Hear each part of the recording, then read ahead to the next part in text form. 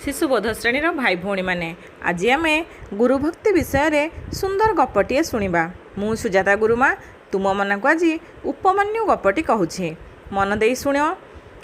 उपमन्यु नाम जड़े बालक ऋषि आश्रम रही पाठ पढ़ुले। से पाठ पढ़ा सहित आश्रमर गाई गोरु को नहीं बण में चराउले।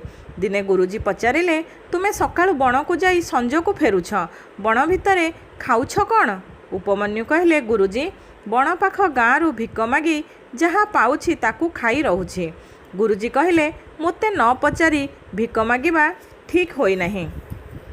उपमन्यु गुरुंक कथा मानी भिक मागिले नहीं। गाई दुही सारिला परे जो क्षीर बाहरुथिला ताकू पिउथिले।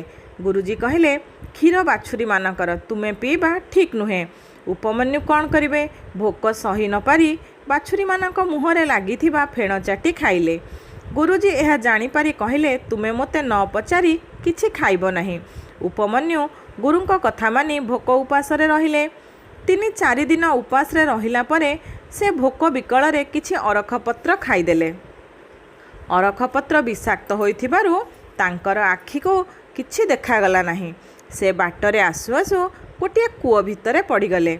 संध्या बेले प्रार्थना समय उपमन्यु को गुरुजी न देखी बण को खोजापी गले। उपमन्यु को बड़ पाटी डाक छाड़िले उपमन्यु उपमन्यु। ठीक से समय उपमन्यु कूଅ भितरे थाई कहले गुरुजी मु एइठारे पड़ी जाइछि। गुरुजी उपमन्यु को ऊपर को उठाई देखिले से अंध हो जाइछि।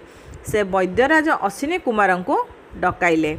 अश्विनी कुमार तांको औषध देले।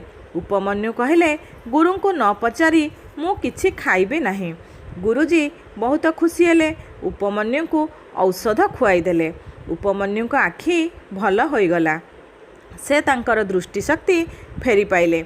गुरुजी उपमन्यु को आशीर्वाद कले एवं कहले गुरुभक्ति बल रे असाध्य मध्य साधन होई पारे।